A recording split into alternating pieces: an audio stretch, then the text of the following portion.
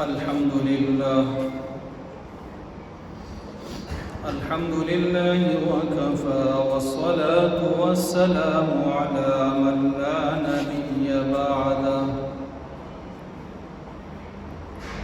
وعلى آله وأصحابه الذين أوفوا عهده وعلى من تبعهم بإحسان إلى يوم القيامة. أما بعد فأعوذ بالله من الشيطان الرجيم. بسم الله الرحمن الرحيم.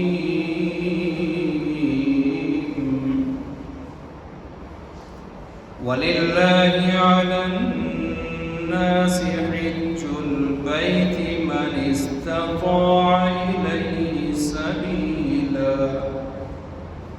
ومن كفر فإن الله غني عن العالمين.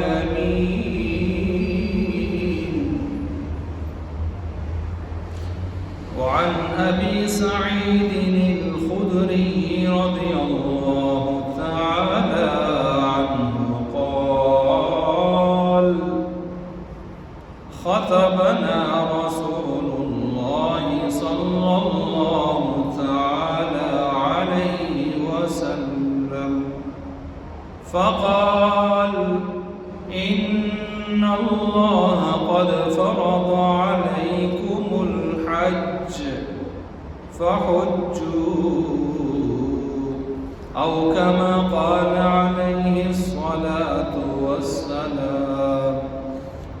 آمنت بالله صدق الله ومولانا العظيم وصدق رسوله الكريم ونحن على ذلك لمن الشاهدين والشاكرين والحمد لله رب العالمين.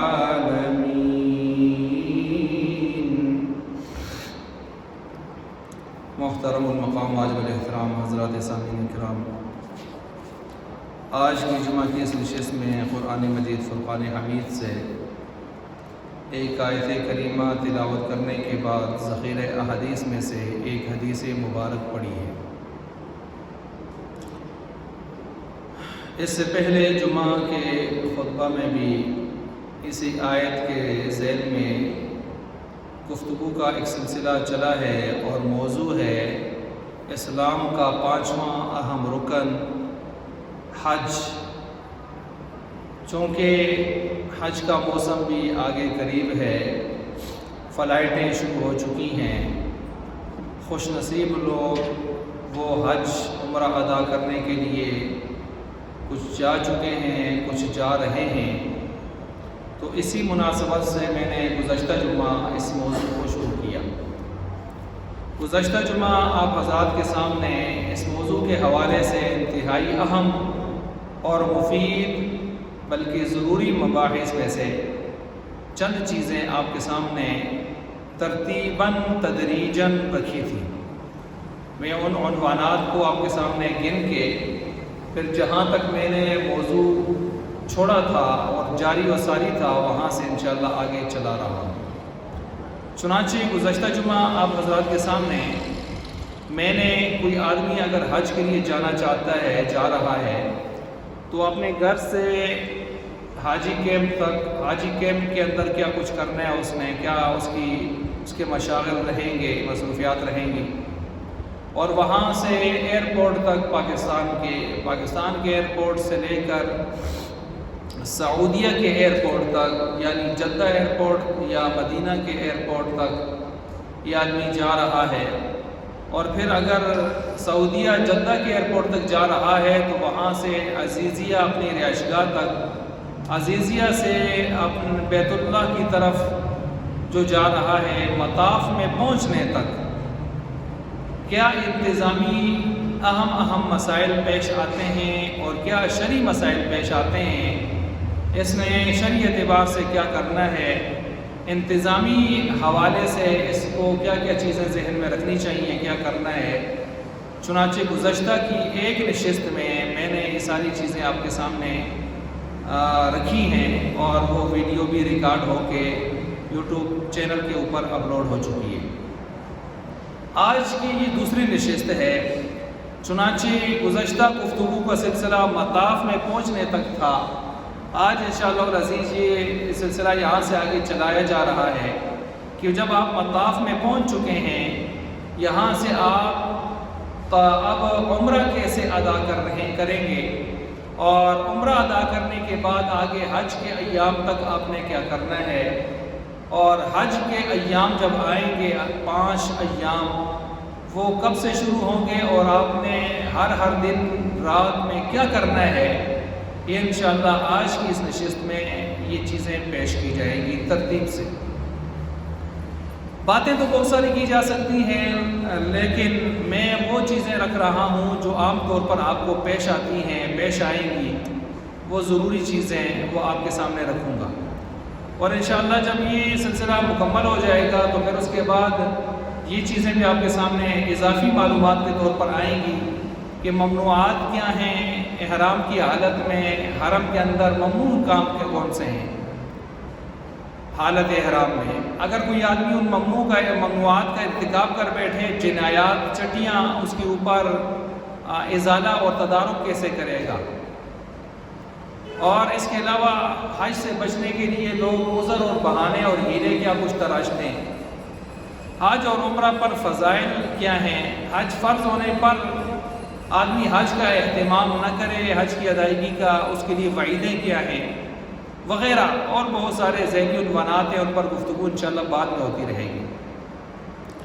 سب سے پہلے میں اسی طرف آ رہا ہوں کہ مطاف میں ایک آدمی پہنچا ہے تو مطاف تک پہنچنے کے بعد اب وہ اپنا عمرہ آگے سٹارٹ کیسے لے گا۔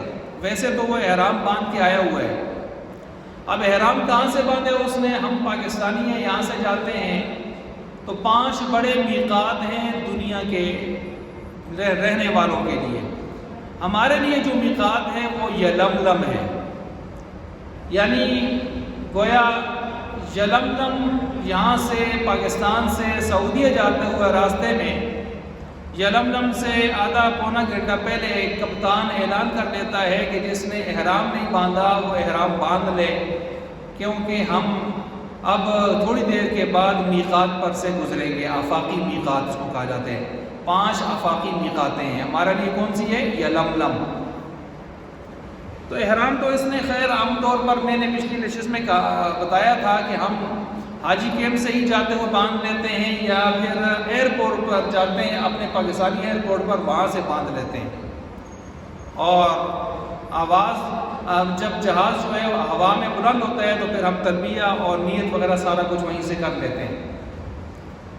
تو بہرحال جب ہم وہاں پہنچے ہیں مطاف میں، ہم نے احرام پہلے سے باندھا ہوا ہے، سارے باقی معمولات کر لیے ہیں۔ اب جیسے ہی ہم مطاف میں داخل ہو رہے ہیں، خاص کر باب عمرہ وغیرہ سے، تو اب ہمیں چلنا ہے حجر اسود کی طرف، کیونکہ ہمارا طواف کہاں سے شروع ہوگا؟ حجر اسود سے۔ حجر اسود یہ ایک پتھر ہے، حجر پتھر کو ہی کہتے ہیں، اسود کالا پتھر۔ ایک حدیث میں آتا ہے کہ جب اس کو جبریل امین لے کر آئے تھے اس وقت یہ سفید تھا، انسانوں کے گناہوں نے اس کو کالا کر دیا۔ حجر اسود کے بارے میں یہ بھی روایات میں آتا ہے کہ اس کے سامنے جو جاتا ہے، اس کو چومتا ہے یا اس کے سامنے جاتا ہے، استعلام استقبال کرتا ہے، تو یہ ایکسرا اپنے اندر لے لیتا ہے۔ قیامت والے دن گویا یہ اس کی حاضری کی گواہی دے گا۔ یہی حجر اسود ہے کہ جس کے بارے میں یہ بھی کہ حضرت عمر صلی اللہ علیہ وسلم نے اس کو مخاطب کر کے فرمایا، تجھے چومتا ہوں، تو ایک پتھر ہی تو ہے، تو نہ نفع دے سکتا ہے نہ نقصان دے سکتا ہے، تجھے چومتا اس وجہ سے ہوں کہ عمر کے نبی نے تجھے چوما ہے، وگرنہ کب چومتا۔ بتایا کہ جنت سے آیا ہوا یہ پتھر، جبریل امین کی طرف سے لایا ہوا یہ پتھر، یہ اتنا قیمتی پتھر ہو کر بھی انسان کے نفع نقصان کا مالک نہیں ہے، تو یہ جو ہم اپنے ہاتھوں سے پہاڑوں سے تراش تراش کے نکالتے ہیں، انگوٹھیوں میں سجا کے یوں عقیدہ بنا کے بیٹھ جاتے ہیں کہ یہ ہمیں فلاں کام میں کام آئے گا، یہ فلاں ضرورت میں کام آئے گا، کتابیں لکھ مارتے ہیں پتھروں کے اثرات اور خواص، یہ سب بکواسات اور خرافات ہیں۔ حقیقت کا اس سے یا اس کا حقیقت سے کوئی تعلق نہیں ہے، بلکہ اس میں شرکیہ عنصر پائے جاتا ہے، شرکیہ نظریات پائے جاتے ہیں، واجب الترک ہے۔ حجر اسود کی طرف چل رہے ہیں۔ اب حجر اسود کی طرف جب ہم چل رہے ہیں تو پہلے ہم نے کیا کیا؟ مطاف میں پہنچ کے ہم نے جی بھر کے بیت اللہ کو دیکھا، دعائیں کی، وہ دعائیں جو ہم سب سے زیادہ بہتر سمجھتے تھے اپنے لیے، ساری امت کے لیے۔ وہ دعائیں کون سی ہو سکتی ہیں؟ میں نے گزشتہ جمعہ بیان کی ہیں، کیونکہ مقبولیت کی 16-17 مقامات میں سے سب سے اہم مقام یہ ہے کہ جب بیت اللہ پر آپ کی پہلی نگاہ پڑتی ہے۔ تو اب دعائیں تو ہو چکی، اور دعائیں ہونے کے بعد اب آپ نے کیا کرنے ہیں؟ اب آپ نے سب سے پہلے مرد ہیں تو اپنا احرام دائیں کندھے کو فارغ کرتے ہوئے بائیں کندھے کے اوپر سے گزارنا ہے، جس کو عربی میں کہتے ہیں اصطباع۔ ظاہر بات ہے کہ احرام کی چادریں مردوں نے پہنی ہوتی ہیں اور دونوں تو نہیں پہنی ہوتی، تو یہ کام صرف کس کا ہے؟ مردوں کا ہے، اصطباع۔ اصطباع کرنے کے بعد اب آپ نیت بھی کر لیں۔ پہلے نیت تو آپ نے مسجد میں داخل ہونے کی تھی، نویت الاعتکاف ما دمت فی هذا المسجد، اعتکاف کی۔ اب آپ چونکہ عمرہ سٹارٹ کر رہے ہیں تو اب آپ باقاعدہ عمرہ کی یا اس کی طواف کی باقاعدہ نیت شروع کریں، طواف کی باقاعدہ نیت شروع کریں۔ عمرہ کی نیت تو آپ پیچھے کر کے آ چکے ہیں، جہاں سے آپ نے لبیک اللہم لبیک پڑھا تھا جہاز میں اس وقت سے، اور جیسے ہی یہاں پر آپ پہنچے ہیں، حجر اسود کے قریب پہنچے ہیں، تو اب آپ لبیک اللہم لبیک جو پڑھتے آ رہے تھے ترانہ آپ کا، وہ بھی ختم ہو گیا۔ میں نے عرض کیا تھا کہ عمرہ کا لبیک اللہم لبیک یہ اس وقت ختم ہو جاتا ہے جب آپ حجر اسود کے پاس پہنچ جاتے ہیں اور اپنا طواف شروع کرنے لگتے ہیں۔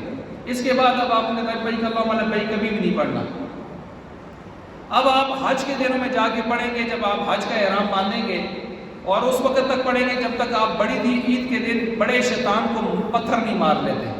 تو بڑے شیطان کو جب پتھر مارتے ہیں 10 ذی الحجہ بڑی عید کے دن، تو پتھر جیسے ہی آپ ہاتھ اٹھاتے ہیں مارنے کے لیے، آپ کا لبیک اللہم لبیک کا تلبیہ ختم ہو جاتا ہے۔ اس کے بعد آپ نہیں پڑھیں گے۔ لیکن بعض لوگ مسئلے سے واقف نہیں ہوتے، جدھر دیکھیں آگے پیچھے ان اوقات کے علاوہ بھی بعد میں بھی لبیک اللہم لبیک بڑے فخر سے پڑھتے ہوئے نظر آتے ہیں، حالانکہ یہ ختم ہو چکا ہے ترانہ۔ اب آپ نے استباع کر لیا، استباع کرنے کے بعد آپ نے جو ہے آگے چلے ہیں حجر اسود کی طرف۔ حجر اسود کی طرف جب آپ چلے ہیں، آپ نے نیت طواف بھی کر لی ہے، اور نیت طواف کرنے کے بعد آپ حجر اسود کے بالکل قریب جا چکے ہیں۔ پھر آپ حجر اسود کے سامنے جائیے اور سب سے پہلے استقبال کیجئے۔ استقبال پورے عمرے میں صرف ایک ہی ہوتا ہے۔ استقبال کیا ہے؟ آپ کانوں تک ہاتھ اٹھائیے، اور کانوں تک ہاتھ اٹھا کر آپ پڑھیے بسم اللہ، اللہ اکبر، لا الہ الا اللہ، اور الحمدللہ۔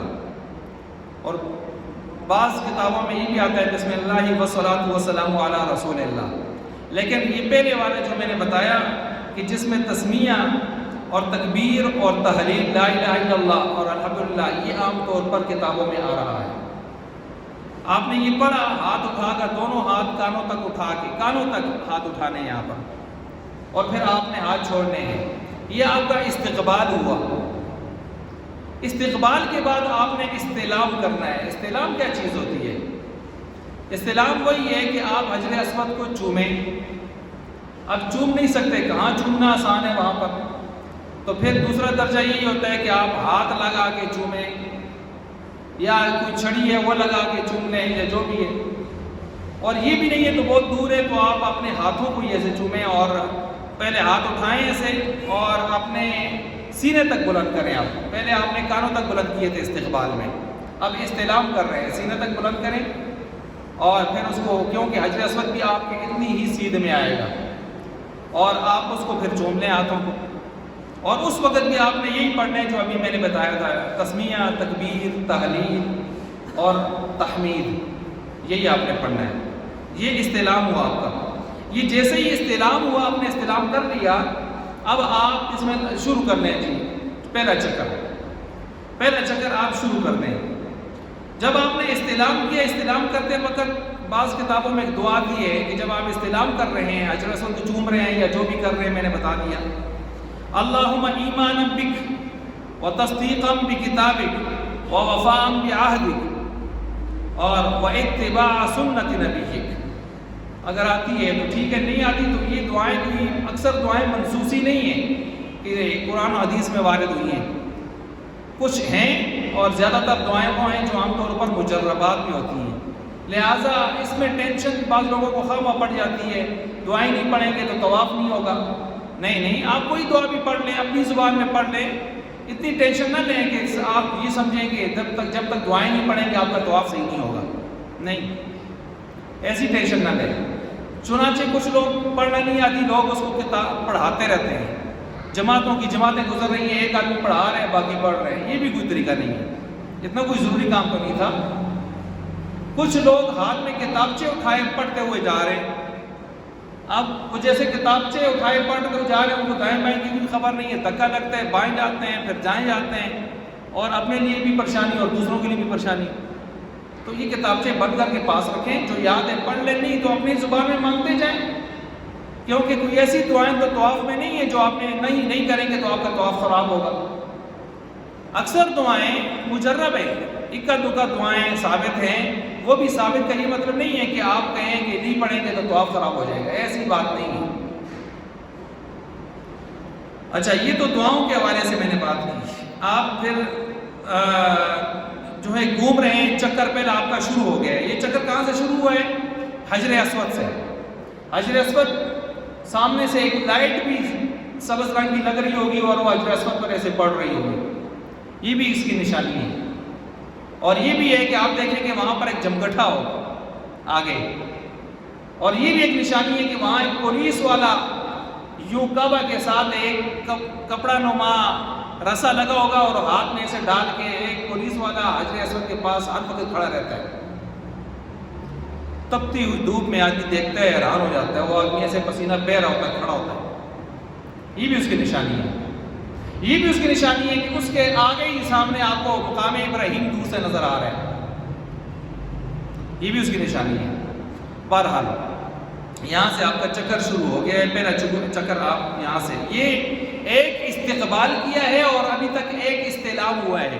اور یاد رکھیں، جب آپ اپنا چکر کاٹ کے اس حجر اسود پر پہنچیں گے، آپ حجر اسود پر پہنچ کر پھر آپ ایک استعلام کریں گے. وہی استعلام کا طریقہ جیسے ابھی میں نے بتایا. آپ نے سینے تک ہاتھ اٹھا کے یہی کوئی پڑھ لیں جو میں نے بتایا تھا. اس طرح آپ کتنے چکر لگائیں گے؟ 7 چکروں کے 7ویں چکر کے بعد بھی جب آپ استعلام کریں گے تو کتنے استعلام ہو جائیں گے؟ 8 استعلام ہو جائیں گے آپ کے. اور پھر جب آپ اس طواف کے بعد آگے باقی معمولات ملتزم وغیرہ کے کر کے اور مقام ابراہیم کے نفل پڑھ کے 2 رکعتیں پڑھ کے جب آپ مقام ابراہیم کی طرف اس کے کوئی صفا مروہ کی طرف جا رہے ہوتے ہیں تو اس وقت بھی آپ نے ایک استعلام کرنا ہوتا ہے. اور یہ استعلام نمبر 9 ہوتا ہے. یہ استعلام نمبر 9 ہوتا ہے. گویا ایک طواف میں آپ نے 9 استعلام کرنے ہیں. 9 استعلام. اچھا جی، اب آپ نے جب چکر شروع کیا ہوا ہے، 4 چکر آپ نے لگا دیے، تھک گئے ہیں، وقفہ کرنا چاہتے ہیں کر لیں. وقفہ کرنے کے بعد آئیں، ہمت ہے تو نئے سر سے بھی شروع کریں، بہتر ہے. نہیں تو کم از کم جو ہے اسی کو جاری رکھیں. 4 چکروں سے کم کیے ہیں تو پھر تو بہتر یہ ہے کہ آپ نئے سر سے شروع کریں. 4 چکروں سے کم کیے ہیں، لیکن ضروری نہیں جب آپ نے 1-2 چکر لگا لیے ہیں تو اب ضروری نہیں ہے کہ آپ نئے سر سے شروع کریں. مثلا کوئی آدمی چکروں کے دوران اس کو چکر ہی آ جاتا ہے، وہ جا کے کنارے بیٹھنا چاہتا ہے. ہوتا ہے انسان کو وہاں پر مسائل پیش ہوتے ہیں، یا وہ تھکاوٹ میں آ جاتا ہے، یا اس کو پیاس لگ جاتی ہے، یا اس کو قضاء حاجت پیشاب پخانے کی ضرورت پیش آ جاتی ہے. کوئی بھی مسئلہ ہو سکتا ہے. تو وہ جاتا ہے واپس آتا ہے تو جہاں سے اس نے چکر چھوڑے تھے وہیں سے اپنا چکر آگے نمبر اگلا چلائے. بہتر ہوتا ہے کہ نئے سرے سے شروع کرے، لیکن نئے سرے سے اتنی ہمت نہیں کر پاتا انسان. یہ چکروں کا معاملہ ہو گیا. اب حجر اسود سے جیسے ہی آپ کا چکر شروع ہے آگے آپ رکن یمانی تک پہنچ رہے ہیں. حجر اسود کے بعد رکن یمانی تک آپ جب پہنچ رہے ہیں تو درمیان میں حتیب کو بھی آپ طے کریں گے، رکن عراقی بھی آئے گا وغیرہ مختلف یہ، اور رکن یمانی تک آپ تیسرا کلمہ پڑھتے جائیں گے، سبحان اللہ والحمد للہ ولا الہ الا اللہ واللہ اکبر. تو تیسرا کلمہ آپ پڑھتے چلے جائیں گے رکن یمانی تک. رکن یمانی پر جب آپ پہنچیں گے تو آپ پڑھ سکتے ہیں اللہم انی اسألک العفو والعافیۃ فی الدنیا والآخرہ. رکن یمانی سرخ رنگ کا پتھر ہے. رکن یمانی پر آپ نے کیا کرنا ہوتا ہے؟ رکن یمانی پر آپ نے دونوں ہاتھوں سے صرف چھونا ہوتا ہے. اگر دونوں ہاتھوں سے نہیں چھو سکتے تو پھر آپ صرف دائیں ہاتھ سے چھو لیں، لیکن اس کو چومنا بھی نہیں ہے، اس کو بایاں ہاتھ بھی نہیں لگانا، صرف دایاں. دونوں ہاتھ یا صرف دایاں ہاتھ سے چھونا ہے، بس چومنا نہیں ہے اس کو. تو لیکن وہاں پر عجیب و غریب عادت ہوتی ہے، لوگ جاہلیت میں ہوتے ہیں، حجر اسود کو چوم رہے ہیں، رکن یمانی کو بھی چوم رہے ہیں، مقام ابراہیم کو بھی چوم رہے ہیں، غلاف کعبہ کو بھی کھینچ کے چوم رہے ہیں، کعبۃ اللہ کے پتھروں کو بھی چوم رہے ہیں، جتنا کچھ ہے مل کے چومتے. یہ والا مسئلہ نہیں ہے وہاں پر. یہ شرعی اعتبار سے صرف آپ کو حجر اسود چومنے کا حکم ہے اور وہی اجازت ہے بس. دہلیز چومنا بھی بزرگوں سے ثابت ہے، کوئی باقاعدہ اس کے لیے دلائل نہیں ہمارے پاس. دہلیز کعبہ چومنا، چوکھٹ چومنا، لیکن باقی جو چیزیں چومی جاتی ہیں وہ اپنی طرف سے ہیں، شریعت میں اس کا کوئی ثبوت نہیں ہے.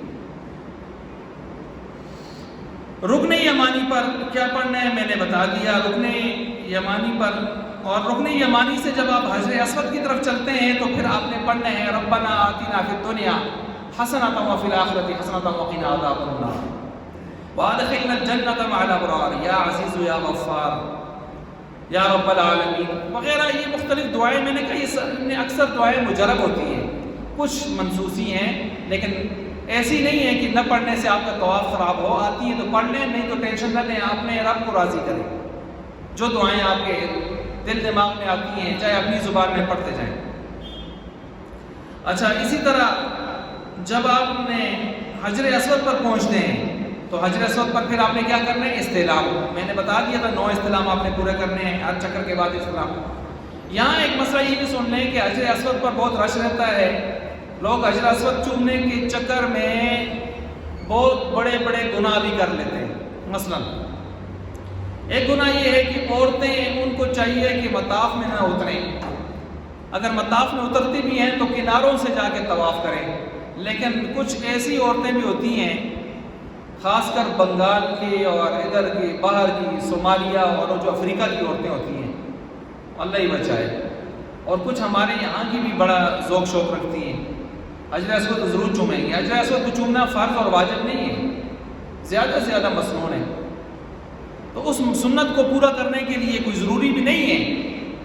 یہ کیا کرتی ہیں؟ آگے زور لگا کے جاتی ہیں، تو جب مردوں میں ایسے پریس ہو جاتی ہیں نا بالکل، اور جب دباؤ کا شکار ہوتی ہیں تو پھر آدمی جب دباؤ میں آتا ہے مردوں کی چیخیں نکلتی ہیں تو عورتیں پھر ان کی چیخیں پورے مطاف میں سننے والے ان کی چیخیں سنتے ہیں. یہ کتنی بری بات ہے، کتنی عجیب سی بات ہے. وہاں عورتوں کی چیخیں پھر بلند ہوتی ہیں. ایک تو یہ مسئلہ ہے. اور دوسرا ایذا. لوگ حجر اسود کو چومنے کے موڈ میں ہوتے ہیں، چکر میں ہوتے ہیں، ایک دوسرے کی کوئی پرواہ نہیں کرتے. کوئی پاؤں کے نیچے آتا ہے، کوئی مرتا ہے، کوئی پاؤں ٹوٹتا ہے، نہیں، بس حجر اسود کو چومنا ہے، ٹارگٹ ہے. اسی طرح اس کے ساتھ ساتھ حجر اسود کے ساتھ لگی ہوتی ہے خوشبو، اور عربوں نے اس کے ساتھ وہ پیور قسم کی خوشبو لگائی ہوتی ہے جو کئی دنوں تک ہٹتی نہیں ہے جب لگ جائے تو. اب لگی بھی بڑی وافر مقدار میں ہوتی ہے. جب آپ جا کے اس کے ساتھ چمٹتے ہیں تو وہ خوشبو آپ کے کپڑوں سے لگتی ہے. اب اگر آپ ہیں احرام میں تو احرام کی حالت میں جو چیزیں منع ہیں ان میں سے ایک ہے خوشبو خوشبو، آپ خوشبو نہیں لگا سکتے، یہاں تک کہ خوشبو والا صابن شیمپو بھی استعمال نہیں کر سکتے۔ اب آپ نے وہاں پر جب حجر اسود کو جبھا مارا اور پیچھے سے دھکا لگا، خوب رگڑے اس کے ساتھ، تو آپ کے ساتھ لگ گئی اچھی خاصی خوشبو، یہ تو انشاءاللہ کچھ دنوں تک رہے گی، تو کام تو ہو گیا۔ اور ایک دن یا ایک رات اگر یہ خوشبو اسی طرح رہتی ہے اور آپ نے یہ احرام پہنا ہوا ہے تو سمجھیں آپ پر پکا پکا 50,000 کا بکرا آ گیا، دم آ گیا آپ کے اوپر، چم اور چم۔ تو اس لیے اس کی بھی احتیاط کرنی چاہیے تھوڑی سی وہاں پر۔ اچھا جی، تو اس لیے آپ کوشش کریں احرام کی حالت میں حجر اسود کو نہ چھوئیں، جب آپ کا احرام کھل جائے گا نا پھر اس وقت جائیں۔ اور آج کل مصیبت یہ ہے کہ احرام کھول کے آپ مطاف میں جا نہیں سکتے، کیونکہ کرونے کے بعد پابندیاں لگ گئی ہیں بہت ساری۔ اب مطاف میں اسی کو اترنے دیا جاتا ہے جو احرام میں جائے، جو احرام میں نہ ہو اس کو کہتے ہیں یلا ہوتا جو پناہ لا۔ اب مسئلہ یہ پیدا ہوتا ہے، وہاں سے لوگ فون کر کے، کئی لوگوں نے مجھ سے پوچھا جی نیچے مطاف میں دل بھرا کرتا ہے، حجر اسود کو چومیں، نیچے جائیں، مزہ زیادہ نیچے ہوتا ہے، تو احرام کے بغیر جا نہیں سکتے، احرام تو حج عمرے میں ہوتا ہے، تو ایسے ہم جاتے ہیں تو چھوڑتے نہیں ہیں، تو ہم کیا کرتے ہیں احرام باندھ کے چلے جاتے ہیں۔ اب احرام باندھ کے جاتے ہیں اور احرام اصل میں نہیں ہوتا، صرف چادریں باندھی ہوتی ہیں، باقی وہ محرم نہیں ہوتا، تو کیا اس طرح جائز ہے؟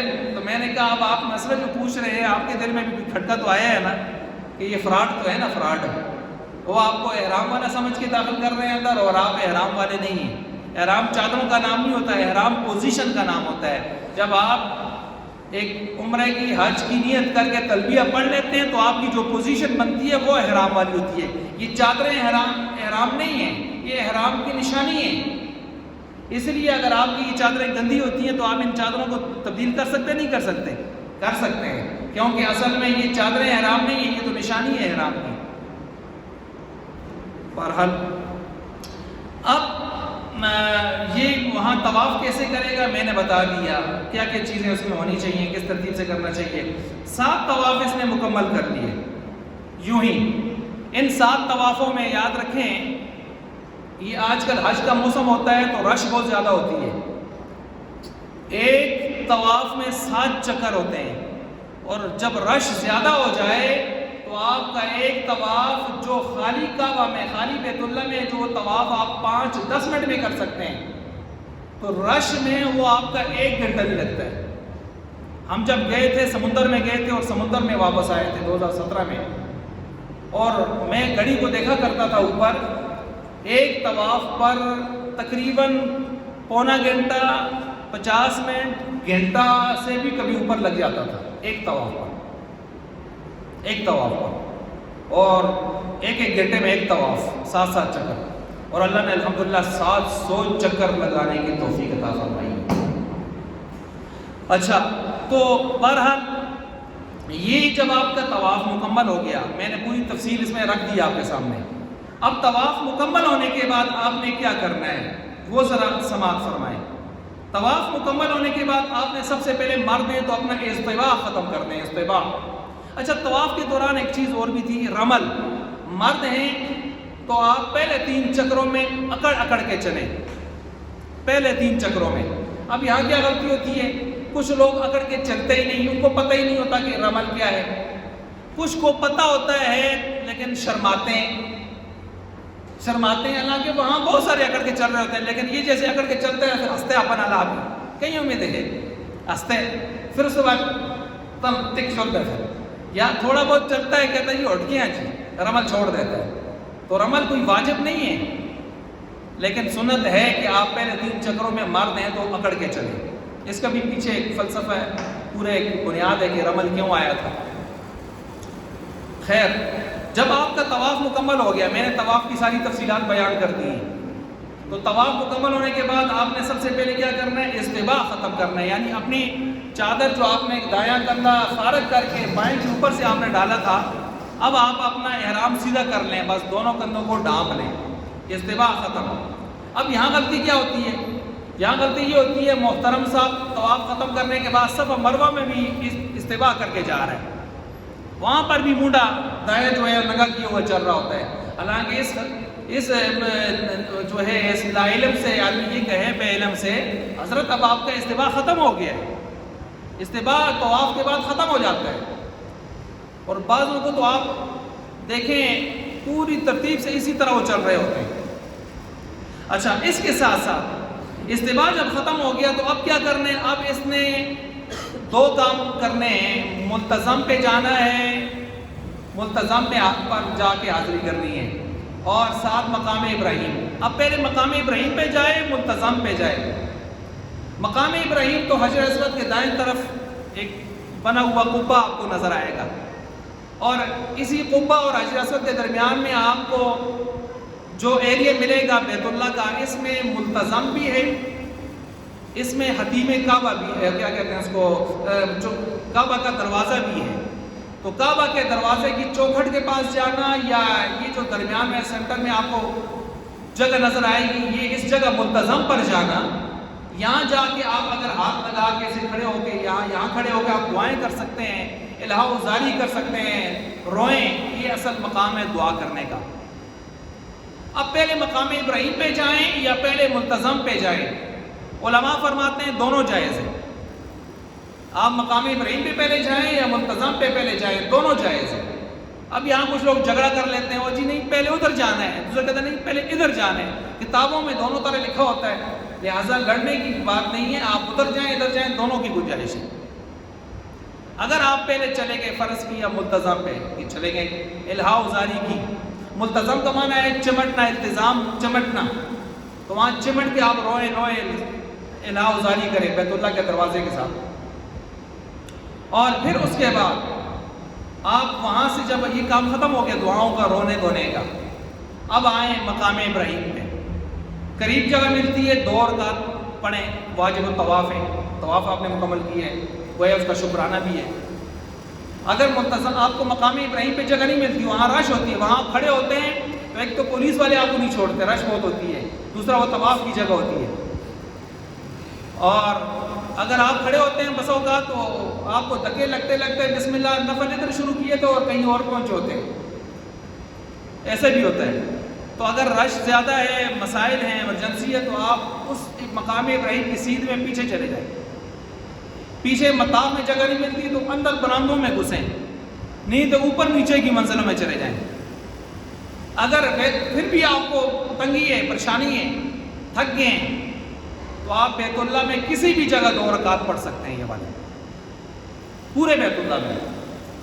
اور بیت اللہ میں اگر آپ کو جگہ نہیں مل رہی، یا تھکاوٹ میں تھے، سخت پریشانی میں تھے، بیمار تھے، تو اب آپ پورے حرم میں کسی بھی جگہ پڑھ سکتے ہیں۔ تو حرم میں تو آپ کا عزیزیہ بھی آتا ہے جہاں آپ نے رہائش کی ہوتی ہے، پھر کسی بھی جگہ آپ جا کے حرم کی حدود میں پڑھ سکتے ہیں۔ یہ ہو گیا واجب الطواف۔ واجب الطواف جو ہے چونکہ یہ واجب ہے 2 رکعت، یہ 3 وقتوں میں آپ نہیں پڑھیں گے۔ اگر آپ نے طواف مکمل کیا اور 3 اوقات آ گئے، مثلا صبح سورج نکل رہا ہے 20 منٹ، ویسے تو 10-12 منٹ ہوتے ہیں، 20 منٹ انتظار کریں، مکروہ ٹائم، مثلا 11:50 سے لے کر 12:10 تک کا 20 منٹ سورج ڈال رہا ہے، یا سورج غروب ہو رہا ہے 20 منٹ، 20 1 گھنٹہ آپ کے 24 گھنٹوں میں دن رات میں مکروہ کا ہوتا ہے، اس میں آپ نے یہ نفل یہ والے 2 رکعت نہیں پڑھنی۔ اس کے علاوہ آپ جس وقت چاہیں پڑھ سکتے ہیں۔ یہاں ایک مسئلہ اور واضح کر دوں، ویسے صبح کی اذان ہونے کے بعد نوافل ہمارے لیے مکروہ ہیں، عصر کی نماز پڑھنے کے بعد بھی نوافل ہمارے لیے مکروہ ہیں، لیکن امام طحاوی وغیرہ حضرات فرماتے ہیں یہ 2 رکعت آپ اس میں بھی پڑھ سکتے ہیں۔ وجہ یہ ہے کہ وہ نفل مکروہ ہے، یہ نفل تو نہیں ہے، یہ واجب ہے، اور واجب اور فرض تو ان 2 وقتوں میں جائز ہیں، لہذا جائز ہیں۔ اچھا، اسی طرح جب آپ نے یہ بھی کر لیا، ملتزم پہ بھی چلے گئے، الہا وزاری، خوب دعائیں، واتخذوا من مقام ابراہیم مصلی، مقام ابراہیم پر جا کے 2 رکعت واجب الطواف بھی پڑھ لیے، شکرانہ بھی ادا ہو گیا۔ اب آپ پانی شانی خوب پئیں، کولر رکھیں ادھر، زمزم پئیں، اور اللہم انی اسألک علما نافعا ورزقا واسعا وعملا متقبلا وشفاء من کل داء۔ آتی دعا ٹھیک ہے، نہیں ہے اللہ میرے لیے شفا قرار فرما، شفا اس کو بنا دے، اور پئیں اور تھوڑا اپنے منہ پر چھڑکیں، اپنے اوپر چھڑکیں۔ علماء فرماتے ہیں کہ بہت ہی پاکیزہ پانی ہے، اس کو اپنے اوپر چھڑکیں۔ یہ وہی زمزم کا پانی ہے جس کے بارے میں آپ علیہ السلام نے اس کو جب منگوایا، نوش فرمایا آپ نے، اور آپ نے پینے کے ساتھ جو پانی بچ گیا تھا تو فرمایا اس کو اس کنویں میں ڈال دو، میں چاہتا ہوں قیامت تک آنے والے میرے امتی میرا بچا ہوا پانی پیے۔ تو یہ زمزم پینے آپ، زمزم پینے کے بعد اب آپ نے پہلے طواف میں ایک استقبال 8 استلام کیے تھے، اب آپ نے 9واں استلام کرنا ہے۔ 9واں استلام، 9واں استلام کا کیا طریقہ میں پہلے تفصیل سے بیان کر چکا ہوں آج کی نشست میں۔ اس 9ویں استلام میں پھر آپ استلام کرنے کے بعد اب آپ جائیں جی صفا کی طرف، باب الصفا، یہ صفا کا دروازہ ہے، اس طرف آپ چلیں، سامنے لکھا ہوتا ہے بڑا بڑا کر کے، اس طرف آپ چلیں گے، اور باب الصفا سے جب آپ صفا کی طرف داخل ہوں گے، ان الصفا والمروہ من شعائر اللہ، وہاں جب پہنچیں گے پڑھتے ہوئے تو صفا پہاڑی پر آپ اتنا ذرا اوپر جائیں کہ آپ کو بیت اللہ سامنے نظر آئے۔ اب جب بیت اللہ سامنے نظر آئے بس ٹھیک ہے، اب مزید اوپر پہاڑی پہ چڑھنے کی ضرورت نہیں ہے۔ کچھ لوگ نہ کہ اوپر چڑھ سکتے، اب خیر انہوں نے شیشے لگا کے کیمیکل ڈال کے، پہلے یہ کام نہیں ہوتا تھا، یہ پاکستانی بنگالی جاتے تھے وہ پہاڑا کھوڑ دیتے جلے باندھے بٹے، برکت بھائی برکت کا طریقہ کچھ اور بھی ہوتا ہے، تو انہوں نے اوپر کیمیکل ڈالا۔ آج آپ کو پہاڑ تو نظر آتا ہے لیکن کیمیکل نے اتنا جمایا ہوا ہے کہ کوئی اس کو پھاڑ ہی نہیں سکتا۔ انہوں نے بھی صحیح علاج کیا ہے پاکستانیوں کا۔ تو بہرحال یہ آپ بیت اللہ سامنے نظر آیا، آپ نے بیت اللہ کو دیکھا، اور بیت اللہ کو دیکھ کر اس وقت اب آپ سعی کی نیت کریں۔ سعی کی نیت کرنے کے بعد ہاتھ اٹھا کر یہاں دعا کریں بیت اللہ کی طرف رخ کر کے۔ اگر آپ نے بیت اللہ کی طرف رخ نہیں کیا تو پولیس والے خود آپ کا رخ کروائیں گے، کیونکہ پولیس والے ان کے توحید میں بڑے ٹھیک ٹھاک ہیں، وہ آپ کو کہیں دائیں بائیں ادھر ادھر دعا کرتے ہوئے دیکھیں گے فوراً کہیں گے نحو القبلہ، قبلہ کی طرف ہو جاؤ۔ یہاں یہ ڈرامے سارے ہمارے پاکستان میں، ہندوستان میں سارے ڈرامے ہیں، ادھر ڈرامہ شامہ نہیں کرنے دیتے، سیدھا کہتے ادھر ہو جاؤ۔ اچھا، تو بہرحال اس وقت آپ نے پھر دعائیں خوب کرنی ہیں، پھر اس کی سعی کی نیت کرنی ہے، اور آپ نے اللہ اکبر، الحمدللہ، اور اسی طرح جو ہے چکر کے دوران آپ نے کلمہ توحید لا الہ الا اللہ پڑھ لیں، کلمہ تمجید تیسرا کلمہ سبحان اللہ والحمدللہ ولا الہ الا اللہ واللہ اکبر یہ پڑھیں۔ یہ آیت کرسی ہے، درود شریف ہے، جو دعائیں آتی ہیں بس پڑھتے جائیں اور سعی کرتے جائیں بس۔ اب جب سعی کریں گے تو صفا سے جب آپ چلیں گے مروہ کی طرف تو راستے میں کچھ تھوڑا سا ایریا سبز لائٹوں والا آئے گا، میلین اخضرین، اس تھوڑے سے جو سبز لائٹوں والا ایریا ہے اس میں آپ نے اپنی چال کو کیا کرنا ہے، تیز۔ مائی ہاجرہ پانی کی تلاش میں بے قرار ہو کر جو تلاش کر رہی تھی، تو ان دو نشانوں کے درمیان جو آج لگے ہوئے ہیں سبز، ذرا تیز دوڑی تھی۔ اللہ کو تیز دوڑنا اتنا پسند آیا کہ اللہ نے اس کو ہمارے لیے سعی کے اندر ایک ترتیب میں شامل فرما دیا۔ اب یہ دوڑنا بھی کس کے لیے؟ صرف مردوں کے لیے ہے۔ وہ استباء احرام وہ بھی مردوں کا، رمل اکڑ کے چلنا بھی مردوں کا، یہ دوڑنا بھی مردوں کا، عورتوں کا نہیں ہے۔ اب کچھ عورتیں کہتی ہیں جی وہ تو مائی ہاجرہ دوڑی تھی، مائی ہاجرہ تو عورت تھی، ہمیں ہاتھ پہنچتا ہے کہ ہم دوڑیں، تم کیوں دوڑتے ہو مردوں؟ تو ہم کہتے ہیں کہ جو دین اوپر سے اللہ تعالیٰ نے ہمیں دیا مردوں کی طرف سے آیا یا عورتوں کی طرف سے آیا، اس میں صنف کو سامنے رکھتے ہوئے پردہ، حیا، مرافت، ان چیزوں کو جو اسلام نے ہمارے لیے ترتیب رکھ دی بس اس کو لیں گے، عقل نہیں چلائیں گے۔ اور مائی ہاجرہ جس وقت دوڑی تھی اس وقت اللہ کے علاوہ ہم کو کوئی دیکھ، اور آج جو محترمہ دوڑے گی تو اس کو کیمرے بھی دیکھیں گے اور کیمروں کی مدد سے ساری دنیا دیکھے گی اور وہاں کے سارے لوگ بھی دیکھیں گے۔ اور عورت کو دوڑنے کی اجازت نہیں ہے، تو وقار سے چل، آرام سے چل۔ خیر اس کے باوجود بعض عورتیں وہاں دوڑتی ہوئی نظر آتی ہیں، تو یہاں سے کچھ تھوڑا سا تیز چلنا ہوتا ہے۔ وہاں تیز چلنے کا یہ مطلب نہیں ہے کہ 180 کی رفتار لا کے دوڑ دو، یہ بھی نہیں ہے، کچھ ایسے تیزی سے بھی دوڑ رہے ہوتے ہیں، ایسے بھی نہیں ہے، تھوڑا اپنی رفتار تیز کر لے بس۔ مروہ پر پہنچے ہیں، مروہ پر آپ نے بیت اللہ کی طرف رخ کیا، پھر دعا کی، وہاں سے آپ پھر بسم اللہ کر کے صفا کی طرف آئے، صفا سے پھر ایسے ہی کر کے آپ مروہ پہنچے، آخر میں جا کے 7 آپ کے جو چکر ہوں گے وہ جا کے مروہ پہ ختم ہوں گے۔ مروہ پہ جب ختم ہوں گے تو مروہ پہ آپ دیکھیں گے آپ نے بیت اللہ کی طرف رخ کرنا ہے، دعا کر کے آپ نے وہاں 2 رکعت نماز شکرانہ پڑھنا ہے، گویا آپ کا یہ سعی بھی مکمل ہو گئی ہے۔ جیسے آپ نے طواف کے بعد 2 رکعت کو تو واجب تھے نا، پڑھے تھے، اب یہ بھی شکرانہ ہے، آپ سعی کے بعد 2 رکعت پڑھ لیں۔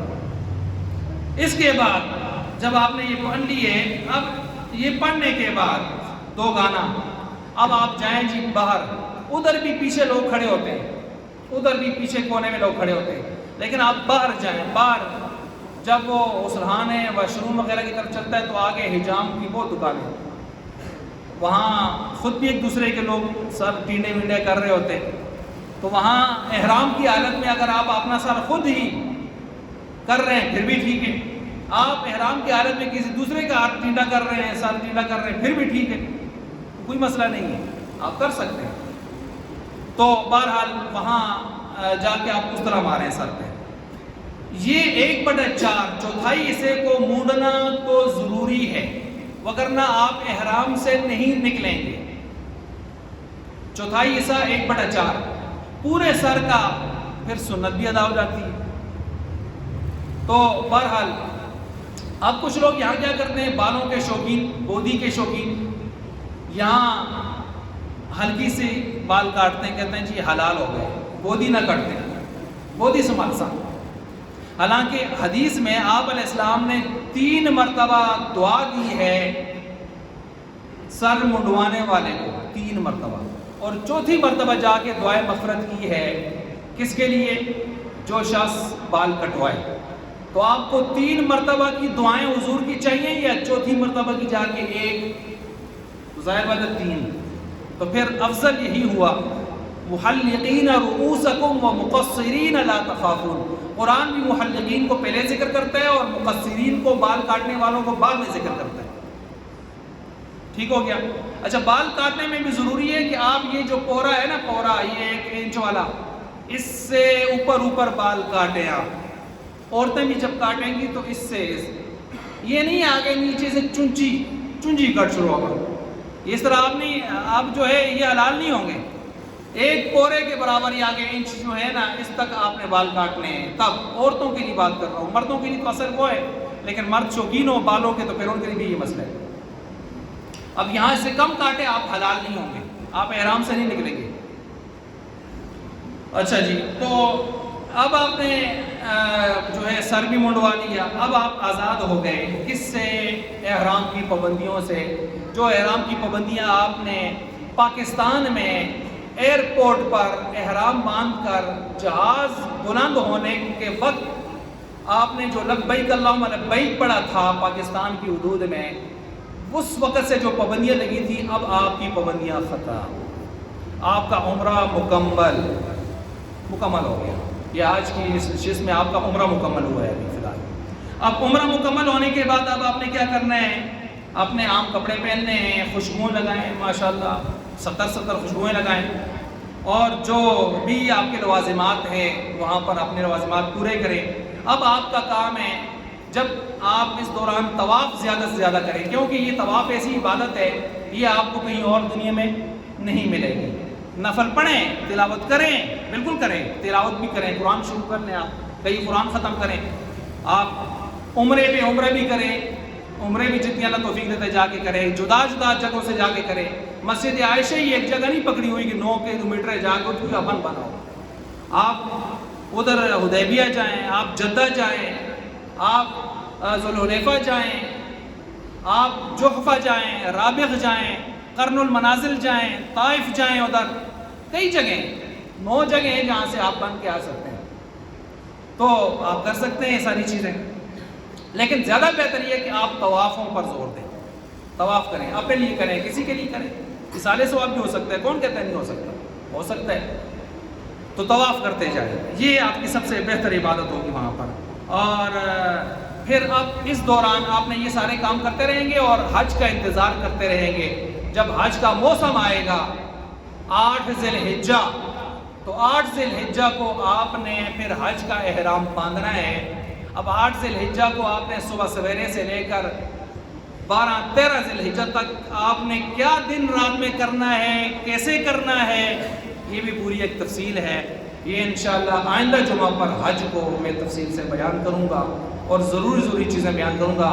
آج کی نشست میں عمرہ آپ کے سامنے الحمدللہ مکمل ہو گیا، اس میں ضروری باتیں تھیں وہ بھی ہو گئی۔ پچھلے جمعہ آپ نے دیکھا تھا میں آپ کو آپ کے گھر سے حاجی کیمپ سے ایئرپورٹ سے سعودیہ ایئرپورٹ، وہاں سے عزیز سے بیت اللہ مطاف میں پہنچا کے چھوڑا تھا آپ کو میں نے۔ آج میں نے مطاف سے لے کر آپ کو حج کے 8 ذی الحجہ تک پہنچا کے چھوڑا ہے۔ آئندہ انشاءاللہ 8 ذی الحجہ سے آپ کو 13 ذی الحجہ تک لے کے جائیں گے۔ اس کے بعد پھر حج اور عمرہ سے متعلق جو شرعی مسائل ہیں، انتظامی دیگر اضافی، وہ انشاءاللہ آپ کے سامنے بیان کیے جائیں گے۔ وآخر دعوانا الحمدللہ۔